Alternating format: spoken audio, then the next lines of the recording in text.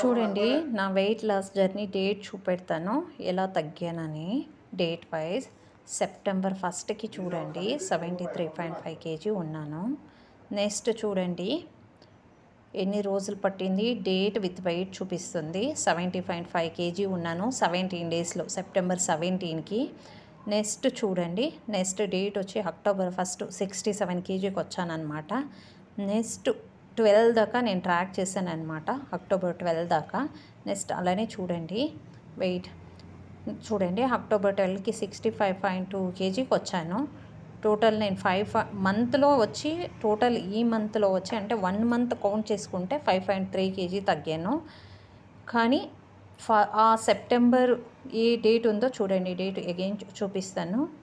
ఆ డేట్ వచ్చి సెప్టెంబర్ 1 ఇంకా అక్టోబర్ 12 దాకా అంటే 1 మంత్ 12 డేస్లో వచ్చి నేను 8 kgs తగ్గాను అనమాట.